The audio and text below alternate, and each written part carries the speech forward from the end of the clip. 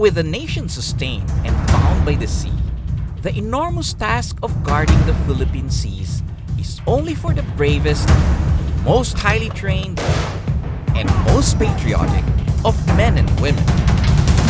In this episode, join us as we get an in-depth understanding of this noble task, while exploring the magnificent beauty of the southernmost province of the Philippines, Tawi-Tawi.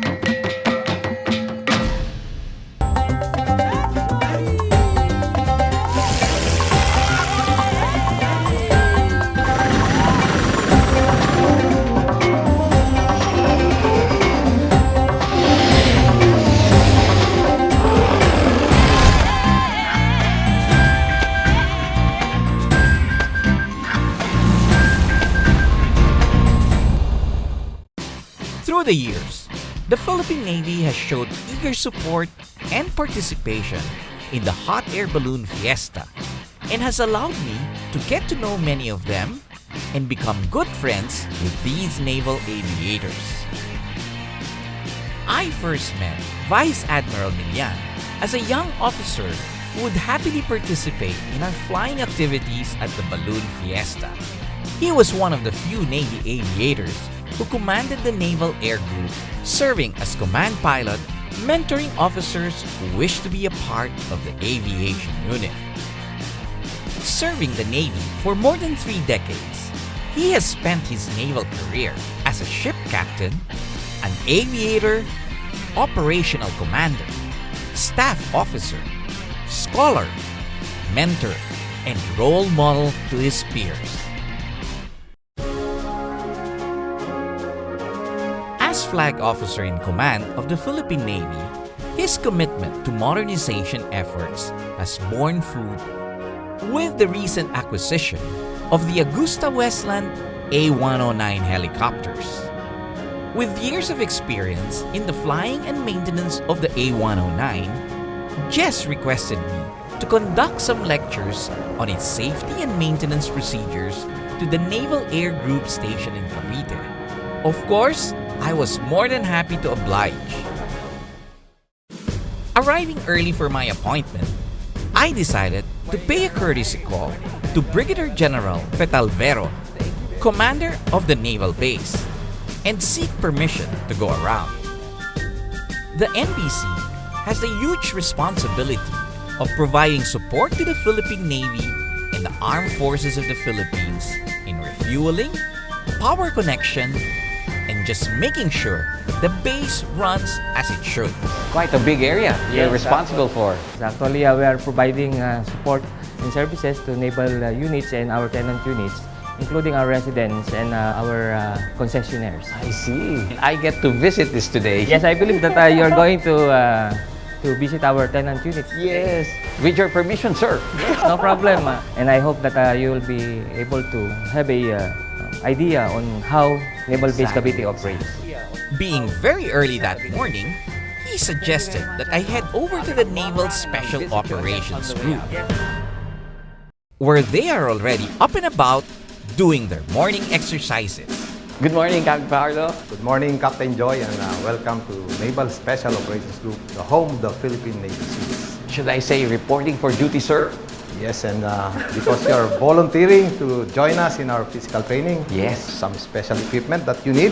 First of all, we have the paddle, the basic issue of our volunteer training as Navy SEALs. Do the trainees get hit with the paddle?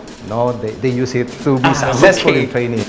I can have it then. Of course, we have the traditional underwater demolition training team shorts or UDT shorts, which you need to use while under training. I might embarrass the whole force with my body wearing shorts. With that, you will definitely look good and look strong. So I follow you now like a soldier. I carry this. Let's do it.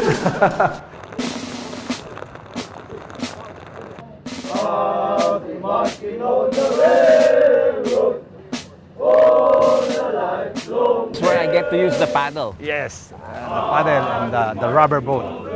It will be your daily routine to day and night evolution. Day and night. And it ends with a Hell Week. And what is the Hell Week? The Hell Week is a 1 week, no sleep, continuous evolution training to test your stamina, to test your strength, endurance, and to test your mental capacity. Using the rain as my excuse, I observed the rigid training together with Captain Fajardo from a distance. The Navsol is the Navy's smallest elite unit, and they undergo a physically and mentally demanding training. Regarded as one of the toughest selection programs in the Philippine military. I promised Captain Fajardo that I would come back when I finally fit into their standard issue shorts. It was time for me to head over the Naval Air Group, a more familiar territory. Sir, good morning! Good morning. Welcome to Naval Air Group, sir. I'm happy to be It's here. a rainy morning today. But it still feels like home. Yes, sir. Let me show you around, sir. Colonel Jonas Lumawag shows me around the NAG, taking me to a trip down memory lane. Sir, these are the pilots that served Naval Air Group since 1947. Yes. Roster of pilots. I see some familiar faces. Sir, si FOIC. Batang-bata si FOIC dito, sir. Everyone looks very young. Yes, sir. And handsome. Who cannot recognize this good-looking fellow? The Naval Air Group provides aerial support for the Philippine Navy's maritime reconnaissance and support missions. These naval aviators are highly trained individuals.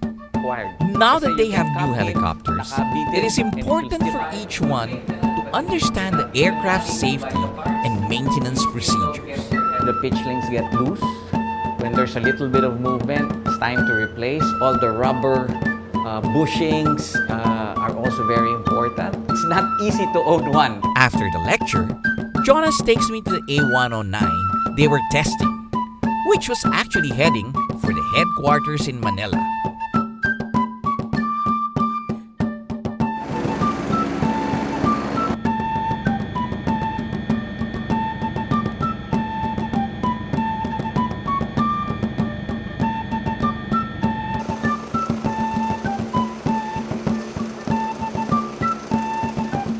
Captain, long time no see.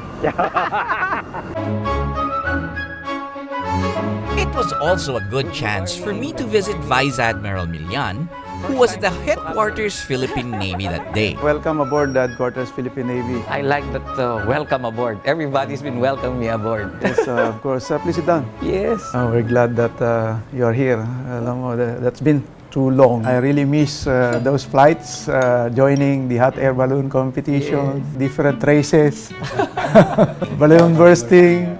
I hope the friendship will continue. Of course. Thank you for your support to our pilots. As we see them develop new capabilities, I thank you so much for providing, of course, the inputs in their studies, the actual assistance during those demonstrations, and even now, your assistance in their maintenance program. It was a dream before. I know. It was a dream, now it's a reality. If we stop dreaming, nothing else happens. My last stint as a commander was in Naval Forces Western Mindanao, and I highly recommend that you visit, interesting places as far as Tawi-Tawi. I've landed there, but I've never gone out of the airport. And I know you have a camp right beside the airport. Of course, your sailors and Marines, helping the local government, the other security forces. Since you're a pilot, I suggest you take a look at Tawi-Tawi. I would love to. As Jess prepares to cap off a very fruitful naval career, I prepared to take up his suggestion to see the southernmost province of the Philippines and learn more about the Philippine Navy's noble task of guarding our seas up next.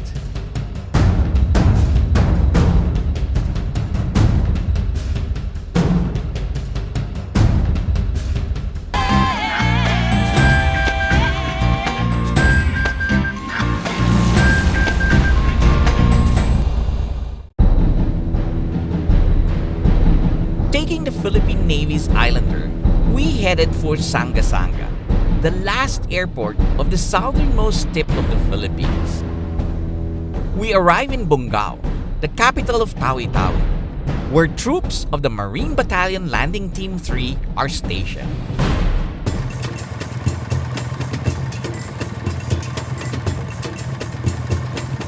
Driving around in a marine truck really made me feel like I was one of the troops.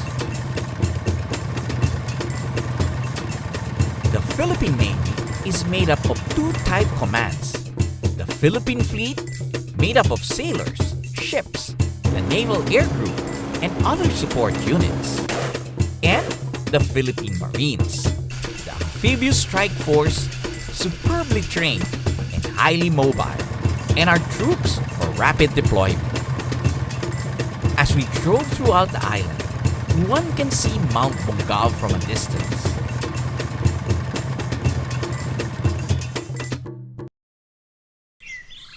Tawi-Tawi's highest peak, and where the Marines plan to take me for our first stop. They say you haven't been to Tawi-Tawi if you haven't climbed Mount Bongao.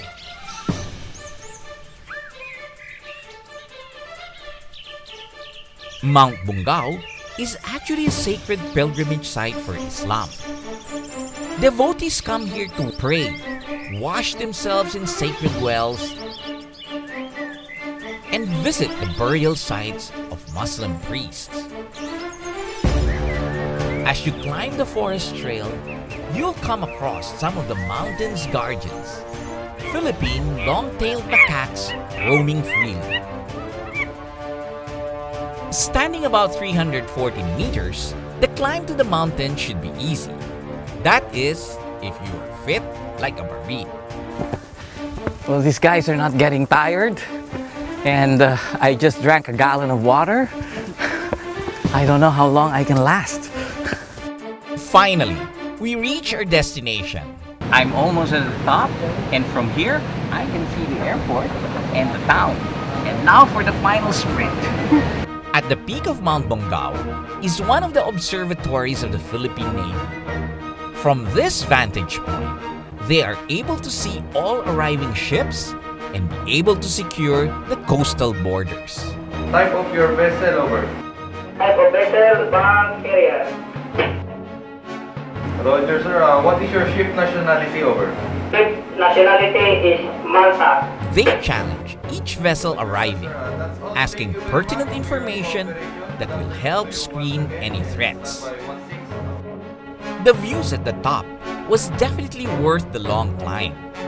In fact, Mount Bongao is the only mountain in the Philippines with a view of a foreign country. The island of Sabah, Malaysia, is visible on a clear day.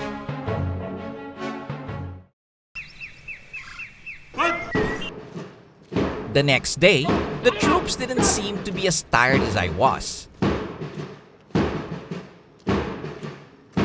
And we're already in the main square for the morning callers.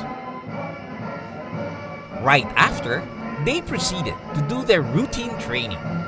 It's early morning, and we're here at the Marine base, and we're going to observe how these guys go into training before they are released into the field. First was rifle assembly.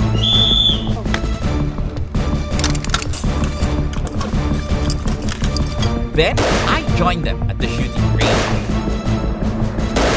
So Dennis, what was that egg for? They must hit the egg, sir, to proceed, sir, to the next target, sir. And how many bullets were you allowed? For the egg, sir, dalawa lang, sir. For the red and green target, sir, they are allowed for 6, sir, bullets. So if you don't hit it on the second bullet, you're allowed to eat it. No. Afterwards, the Marines carried on with their daily training, running in full battle gear through land and water. These guys are really made of something else.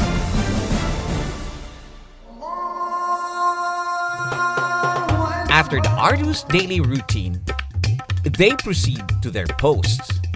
Some Marines are deployed in public places to reduce threats in the area.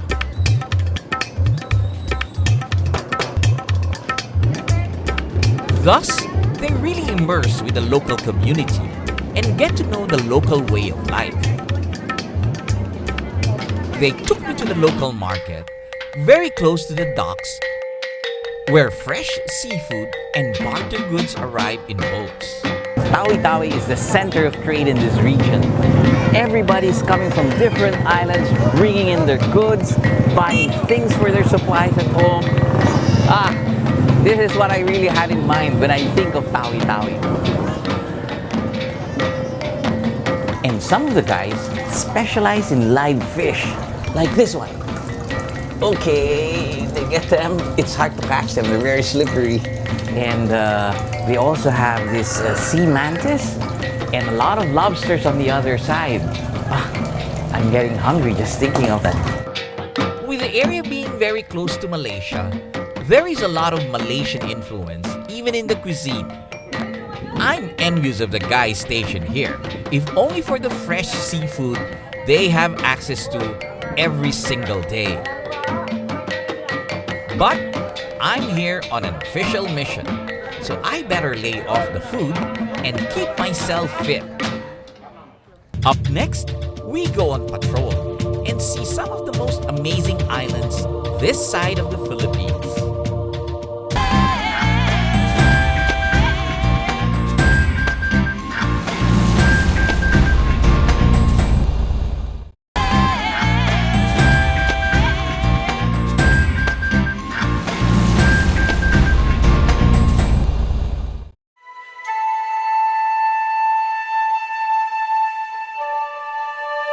I'm still in Tawi-Tawi on immersion with the Philippine Navy.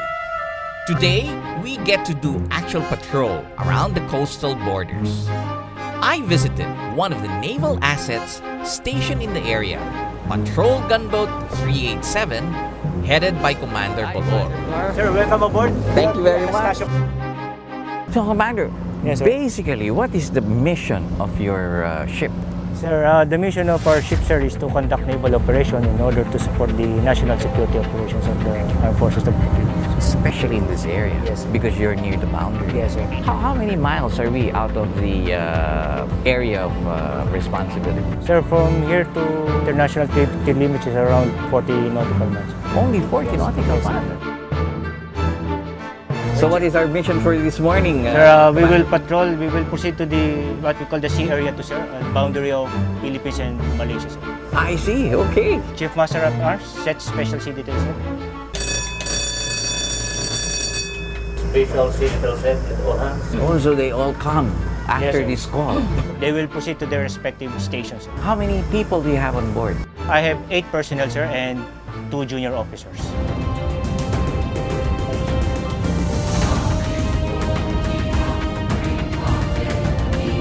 It was a great experience on board the PG-387. It was armed and it was powerful. But what if you needed something faster to chase an intruder? That's where the rib comes in. These rigid-hulled inflatable boats are stowed amidships.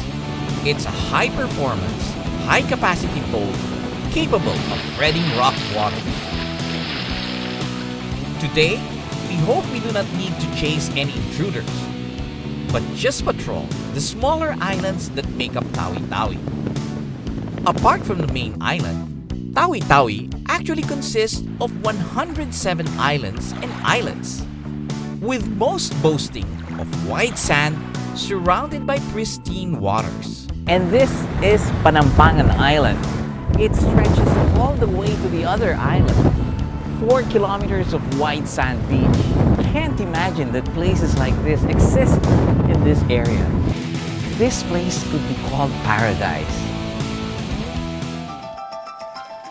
We docked and visited one of the islands in the area with great historical significance.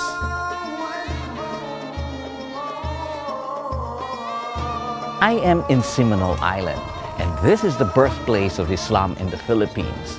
The mosque behind me is the first mosque built in our country. The Sheikh Makdum Mosque was named after an Arab missionary who first brought Islam into the country. The afternoon prayers just finished, and I was welcomed by the elders into the mosque. The mosque itself has been renovated, but the original pillars made of ipil wood still stand inside. Simuno is a peaceful coastal town, and I felt fortunate to have visited this far-off island not usually reached by many. As a rib tore through the waters, I realized how the Navy takes its task very seriously in protecting these areas in order to allow these people to live normal lives even at the farthest end of the country. We saw a lot of houses on stilts during our patrol. These are the traditional houses of the Bajau, or sea gypsies, a group of people inhabiting the region whose life has always revolved in the water. We visit one of the floating schools, also on stilts. The Navy guys also conduct programs with the local community. Mga bata, hello sa bisita. Hi! Hello! Wow, are they all from this town? Hi, sir. Ito po, sir, yung mga batang badyaw na pinapakain namin. Papakainin namin sila, sir. Okay. Paghugas ng kamay, prayer. I was very happy to see the kids saying their prayers, washing their hands, and enjoying their meals. Masarap. Pwede sa akin na lang? Wow! I thought I'd provide some entertainment for the afternoon. Abracadabra, come to me. Come to me. I hope someday they remember this pilot doing magic tricks and aspire to become pilots as well.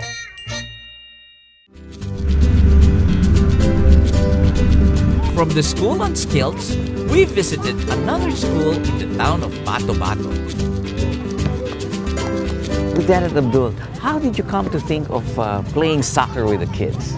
Unang-una po nun, sir, is yung i-entertain yung aming mga sarili, of course, para i-stress out syempre yung mga pagod sa trabaho. Habang naglalaro po kami, sir, napapansin po namin yung mga bata. Watching.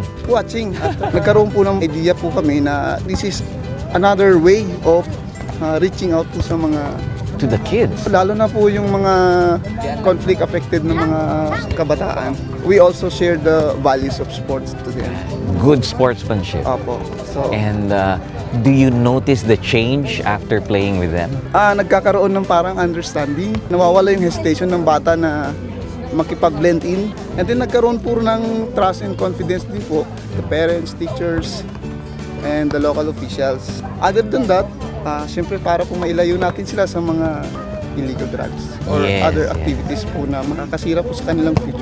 1, 2, 3! Muslim or Christian, military or civilian, these distinctions fade away with every kick of the ball. I'm glad to know that the gallant men and women of the Philippine Navy not only secure our borders, but also bridge barriers to secure the future of Filipino children. After my brief immersion at the command post in Tawi-Tawi, I went back to the HPN to report to the FOIC. Joy, please accept this simple token as a sign of our appreciation to all the support that you provided to Naval Air Group and to the Philippine Navy. This is great. Thank you very much. I'm very proud of this. I'm now part of everyone. Thank you, thank you. Thank you, thank you. Thank you. Thank you. I now understand why Vice Admiral Millan chose Western Mindanao for my deployment. This area, in the farthest tip of the Philippines, is one of our most beautiful and yet most threatened areas. In this corner of the country, far removed from the usual focus of many in the capital, life goes on. Each one with hopes and dreams just like the rest of us, that our servicemen struggle to protect on a daily basis. I'm glad I have been a part of the journey towards a strong and credible Navy. This has been your Captain, Joy Roa. See you in the next Asian Air Safari!